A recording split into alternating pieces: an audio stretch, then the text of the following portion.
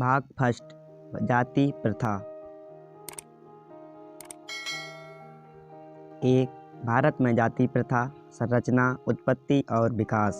9 मई 1916 को Colombia university, New York, America में आयोजित डॉक्टर ए गोल्डनवाइजर गोष्ठी में नृविज्ञान पर पठित लेख।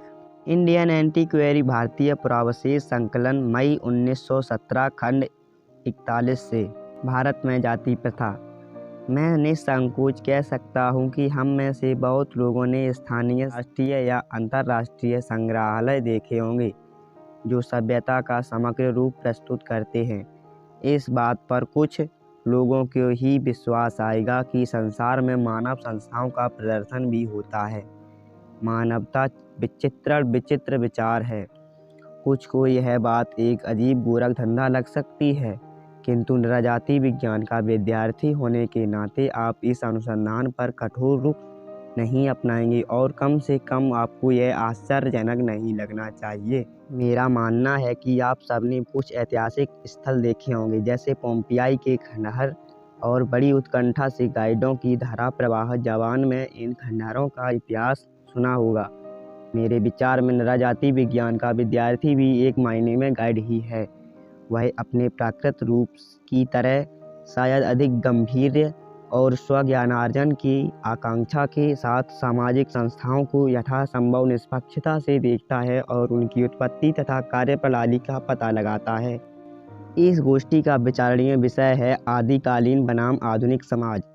इसमें भाग लेने वाले मेरे सहयोगियों ने इसी आधार पर आधुनिक या प्रागैतिहासिक संस्थाओं के सार्थक उदाहरण दिए हैं जिनमें उनका अध्ययन है।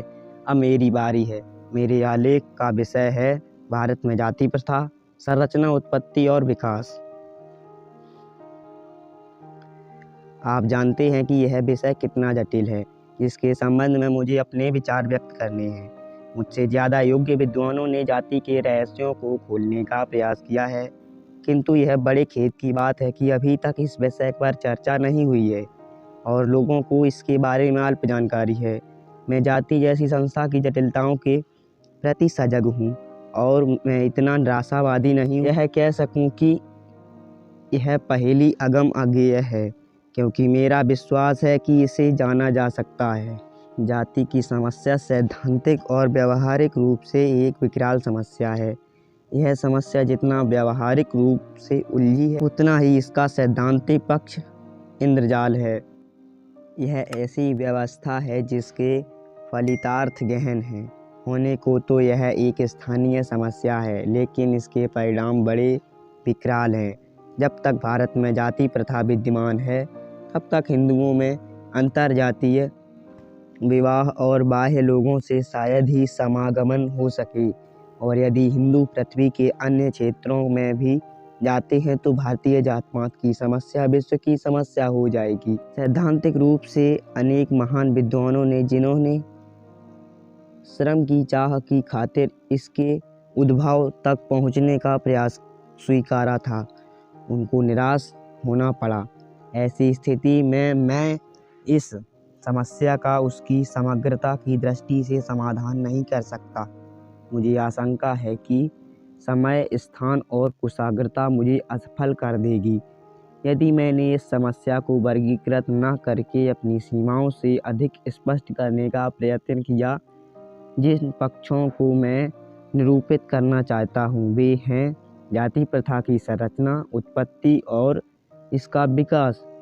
मैं इन्हीं सूत्रों तक अपने आप को सीमित रखूँगा। केवल आवश्यकता पड़ने पर स्पष्टीकरण देते हुए विषयांतर करूँगा। विषय का प्रतिपादन करते हुए मैं निवेदन करूँगा कि प्रसिद्ध नृजाति विज्ञानियों के अनुसार भारतीय समाज में आर्यों, द्रविड़ों, मंगोलियों और शकों का सम्मिश्रण है। ये जातियाँ देश देश से शताब्दियों पूर्व भारत पहुँची और अपने मूल देश की सांस्कृतिक विरासत के साथ यहाँ बस गईं। तब इनकी स्थिति कबायली थी। ये अपने पूर्ववर्तियों को धकेल कर इस देश के अंग बन गई। इनके परस्पर सतत संपर्कों और संबंधों के कारण एक समन्वित संस्कृति का सूत्रपात्र हुआ। परंतु भारतीय समाज के विषय में यह बात कहना असंगत है कि वह विभिन्न जातियों का संकलन है। पूरे भारत में भ्रमण करने पर दिक्-दिगंत में यह साक्ष्य मिलेगा कि इस देश के लोगों में शारीरिक गठन और रंग रूप की दृष्टि से कितना अंतर है। संकलन में सजातीयता उत्पन्न नहीं होती है। यदि रक्त भेद की दृष्टि से देखा जाए तो भारतीय समाज विजातीय है। हाँ, यह संकलन सांस्कृतिक रूप से अत्यंत गुथा हुआ है। इसी आधार पर मेरा कहना है कि इस प्रायद्वीप को छोड़कर संसार का कोई देश ऐसा नहीं है जिसमें इतनी सांस्कृतिक समरसता हो। हम केवल भौगोलिक दृष्टि से ही सुगठित नहीं हैं, बल्कि हमारी सुनिश्चित सांस्कृतिक एकता भी अविच्छिन्न और अटूट है, जो पूरे देश में चारों दिशाओं में व्याप्त सांस्कृतिक एकरूपता के कारण जाति प्रथा इतनी विकराल समस्या बन गई है कि उसकी व्याख्या करना कठिन कार्य है। यदि हमारा समाज केवल जातीय या सम्मिश्रण भी होता तब भी कोई बात थी, किंतु यहाँ तो सजातीय समाज में भी जाति प्रथा घुसी है। हमें इसकी उत्पत्ति की व्याख्या के साथ साथ इसके संक्रमण की भी व्याख्या करनी होगी। आगे विश्लेषण करने से पूर्व हमें जाति तंत्र की प्रकृति पर भी विचार करना होगा। मैं नृजाति विज्ञान के कुछ विद्वानों की परिभाषाएं प्रस्तुत करना चाहता हूँ। 1. जाति के संबंध में फ्रांसीसी विद्वान श्री सेनार का सिद्धांत है।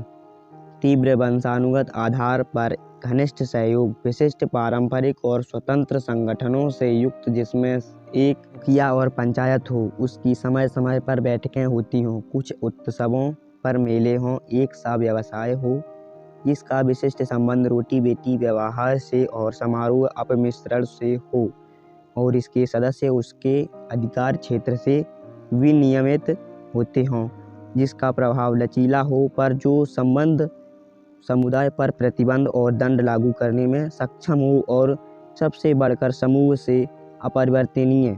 2. नैसफील्ड जाति की परिभाषा इस प्रकार करते हैं: समुदाय का एक वर्ग जो दूसरे वर्ग से संबंधों का बहिष्कार करता हो और अपने संप्रदाय को छोड़कर दूसरे के साथ शादी व्यवहार कर तथा खान पान से परहेजता हो। 3.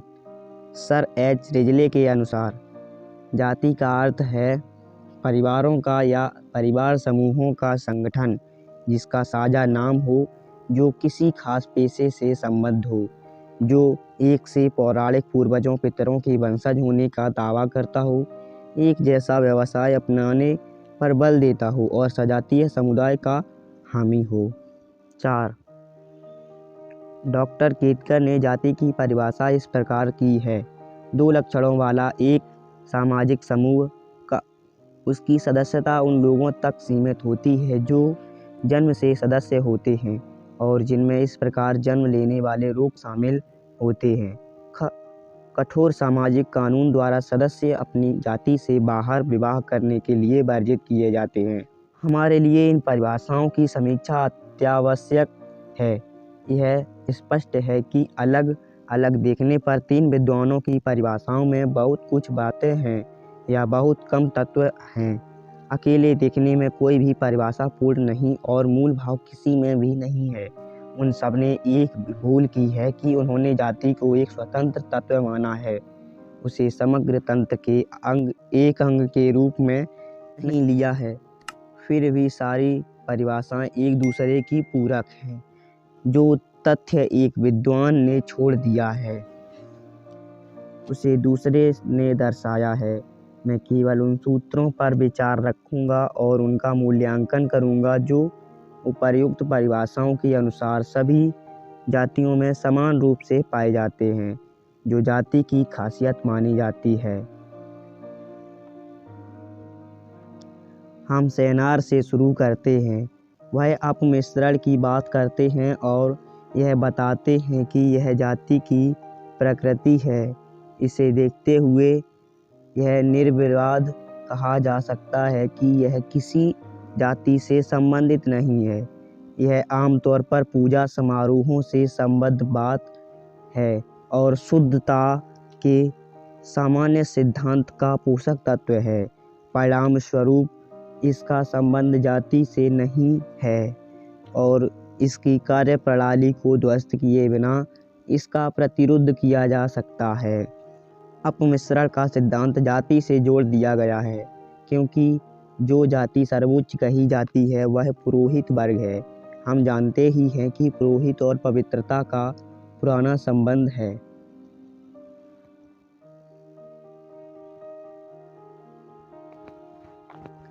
सार यही है कि अपमिश्रण का सिद्धांत तभी लागू होता है जब किसी जाति का धार्मिक स्वभाव हो। श्री नेस्फील्ड अपने तरीके से कहते हैं कि जाति की प्रकृति है कि उनके साथ खान पान नहीं किया जाता तो उनकी जाति के बाहर हैं। यह नया तथ्य है। फिर भी ऐसा लगता है कि श्री नेस्फील्ड इस व्यवस्था के प्रभाव से अपरिचित हैं। चूँकि जाति अपने में ही सीमित एक संस्था है, अतः वह सामाजिक अंतरंगता के विरुद्ध है जिसमें खान पान आदि पर भी पाबंदी है। परिणाम यह निकलता है कि बाहरी लोगों से खान पान पर पाबंदी सकारात्मक निषेध का कारण नहीं है बल्कि जाति प्रथा का परिणाम है।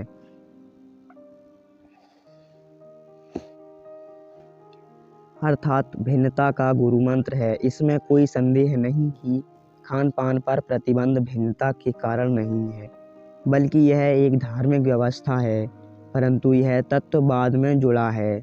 सर एच रिजले ने विशेष ध्यान देने योग्य कोई बात नहीं कही है। अब हम डॉक्टर केतकर की परिभाषा का विश्लेषण करते हैं। उन्होंने इस विषय को और विशद रूप दिया है। केवल यही बात नहीं है कि वह भारत के निवासी हैं, बल्कि उन्होंने विवेचनात्मक और पैनी दृष्टि से निष्पक्ष राय दी है जो जाति प्रथा के बारे में उनके अध्ययन के कारण हुआ है। उनकी परिभाषा विचारणीय है क्योंकि उन्होंने जाति तंत्र का विश्लेषण जाति प्रथा के आधार पर किया है और अपना ध्यान केवल उन्हीं लक्षणों तक केंद्रित रखा है जो जाति प्रथा के अंतर्गत जाति के अस्तित्व में अनिवार्य है। उन्होंने फालतू बातों की ठीक अवहेलना की है जो गौड़ और क्षणिक हैं। उनकी परिभाषा के बारे में यह कहा जा सकता है कि उनके विचारों में कहीं थोड़ी भ्रांति है, वैसे उनमें विशदता और स्पष्टता है। वह रोटी बेटी के व्यवहार में भेदभाव की बात कहते हैं। मेरा कहना है कि मूल बात एक ही है, रोटी से भी परहेज है और बेटी व्यवहार से भी। पर डॉक्टर केतकर ने बताया है कि ये है एक ही सिक्के के दो पहलू। यदि आप बेटी व्यवहार पर पाबंदी लगाते हैं तो इसका अर्थ हुआ कि आप परिधि संकुचित कर लेते हैं। इस प्रकार ये दोनों लक्षण एक ही पदक के मुख्य भाग तथा पृष्ठभाग हैं। जाति तंत्र के समीक्षात्मक मूल्यांकन से इसमें कोई संदेह नहीं रह जाता है कि सजातीय विवाह का निषेध या ऐसे विवाह का न पाया जाना ही जाति प्रथा का मूल है। परंतु अमूर्त नृविज्ञान के आधार पर कुछ लोग इस बात को नकार सकते हैं क्योंकि सजातीय विवाह के पक्षधर वर्ग जातीय समस्या बढ़ाए बिना ऐसा कर सकते हैं। सामान्यतः यह संभव है क्योंकि यह एक मूर्त सत्य है कि सजातीय विवाह समर्थक समाज सांस्कृतिक रूप से भिन्न रहकर अलग बस्तियों में बह सकता है जहां एक दूसरे से कोई मतलब ना हो। इस बारे में एक युक्ति संगत उदाहरण दिया जा सकता है कि अमेरिकन भारतीयों के नाम से विख्यात नीग्रो समुदाय और गोरों के विभिन्न कबीले अमेरिका में मौजूद हैं, परंतु हमें इस संबंध में भ्रांति नहीं रखनी चाहिए कि भारत में स्थिति भिन्न है। जैसा कि पहले कहा जा चुका है, भारत में सजातीय प्रथा है। भारत के विभिन्न प्रजातियों कुछ खास क्षेत्रों में निवास करती हैं और उनका आपस में मेल जोल है तथा उनमें सांस्कृतिक एकता है जो सजातीय समाज का एकमात्र मापदंड है। ऐसी सजातीयता को आधार मानने से जाति प्रथा एक नई समस्या का रूप धारण करती है, जो केवल सजातीय विवाह समर्थक समाज या कबीलों से अलग स्थिति है। भारत में जाति प्रथा का अर्थ है समाज को कृत्रिम हिस्सों में विभाजित करना, जो रीति रिवाजों और शादी व्यवहार की भिन्नताओं से बंधे हों। परिणाम स्पष्ट है कि सजातीय विवाह एकमात्र लक्षण है जो जाति प्रथा की विशेषता है, और यदि हम यह जताने में सफल हो जाएं कि विवाह ही क्यों होते हैं, तो हम व्यावहारिक रूप से यह साबित कर सकते हैं कि जातियों की उत्पत्ति कैसे हुई और इनका ताना बाना क्या है।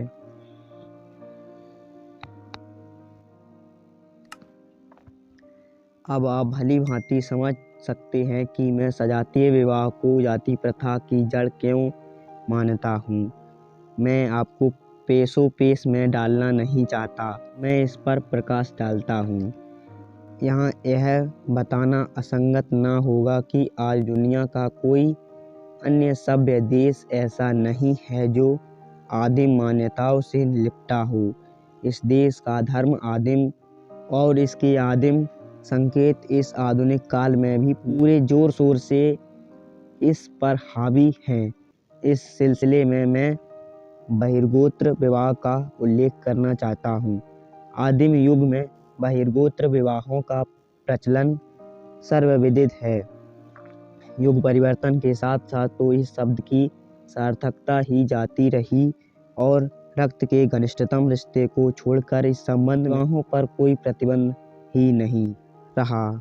लेकिन भारत में आज भी बहिर्गोत्र विवाह प्रथा ही प्रचलित है। भारतीय समाज में आज भी कबीला प्रथा मौजूद है। हालांकि कबीले नहीं रहे, विवाह पद्धति इसका प्रमाण है, जो बहिर्गोत्र प्रथा पर आधारित है।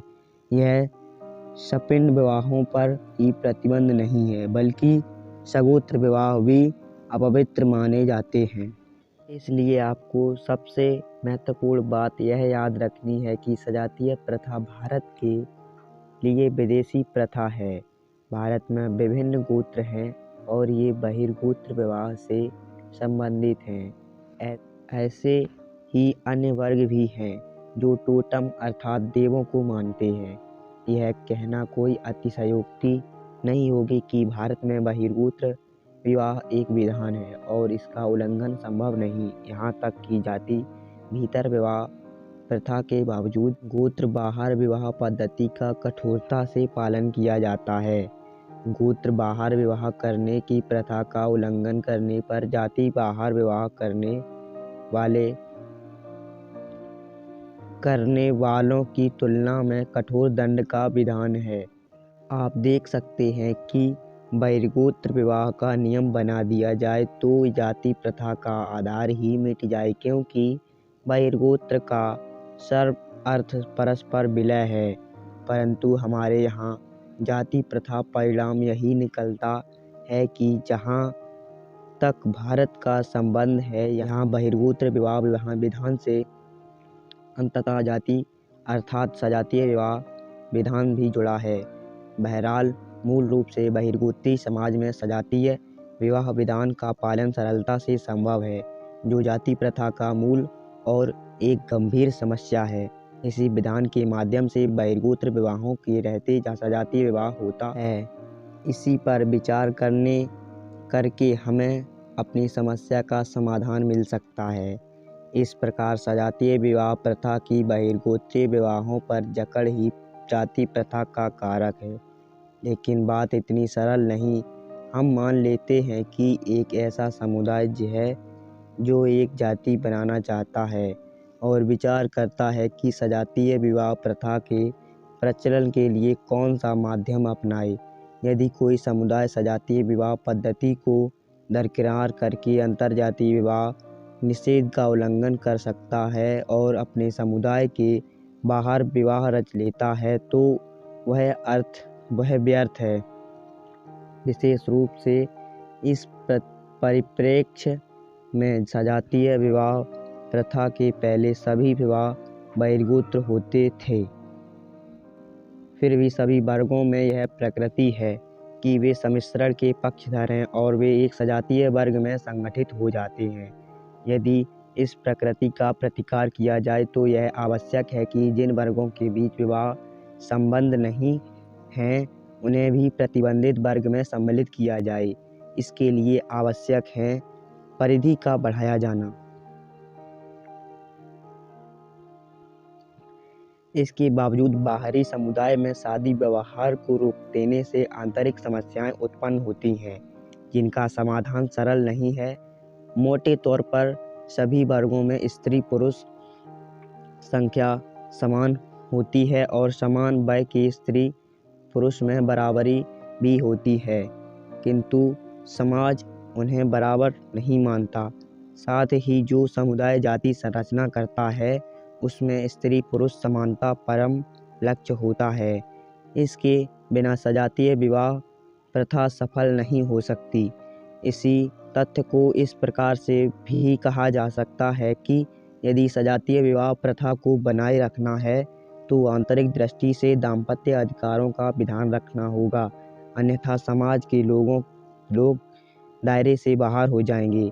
यदि आंतरिक दृष्टि से दाम्पत्य अधिकार दिए जाते हैं तो जाति संरचना की सफलता के लिए स्त्री पुरुष संख्या समान रखनी आवश्यक होगी।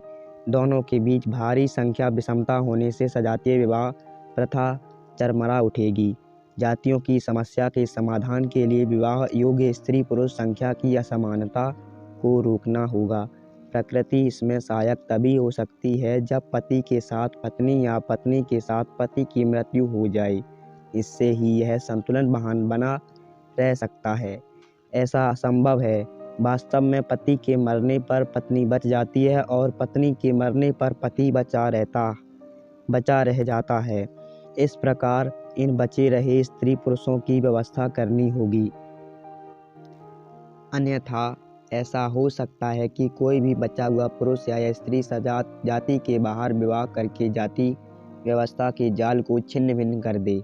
यदि उन्हें स्वतंत्र रहने दिया गया और उन्हें नवयुगल बनाने का कोई नियम नहीं बनता है तो इस प्रकार के अतिरिक्त स्त्री पुरुष बचे रहेंगे।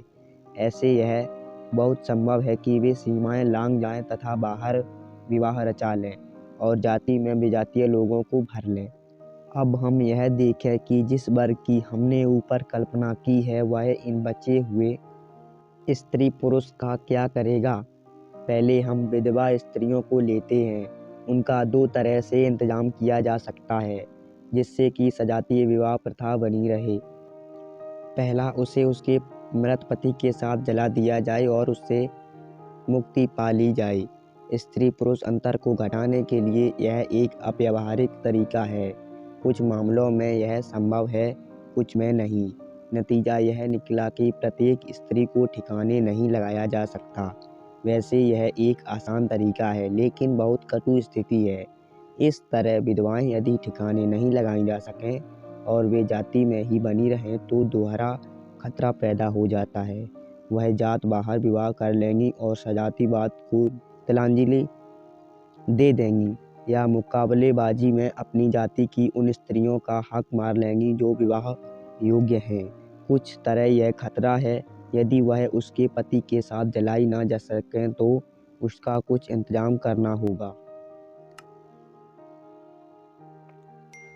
दूसरा निराकरण है कि उन्हें हमेशा के लिए विधवा रहने दिया जाए। जहाँ तक वांछित परिणाम का संबंध है उसे जला देना सदा विधवा बनाए रखने से बेहतर है। जला देने से तीनों आशंकाएं जिनका विधवा को सामना करना पड़ता है नष्ट हो जाती हैं। मरने से वह कोई समस्या नहीं रहेगी और वह न जाति के बाहर और न ही जाति में पुनर्विवाह करेगी, परंतु उसे विधवा रूप में जीवित रहने देना जलाने से अच्छा और व्यवहारिक भी है। जहाँ यह अपेक्षाकृत मानवीय प्रथा है, इसे पुनर्विवाह की आशंका भी टलती है, परंतु इससे उस वर्ग की नैतिकता स्थापित नहीं रह सकती। इसमें कोई संदेह नहीं कि अनिवार्य वैधव्य में स्त्री बच जाती है, परंतु पूरे जीवन उसे किसी की वैध पत्नी बनने के लिए अधिकार से वंचित कर दिया जाता है। इससे अनैतिकता के लिए रास्ते खुलते हैं, लेकिन यह कोई दुस्साध्य कार्य नहीं है। उसे इस हालत में लाया जा सकता है कि उसमें आकर्षण लेश मात्र भी ना बचे।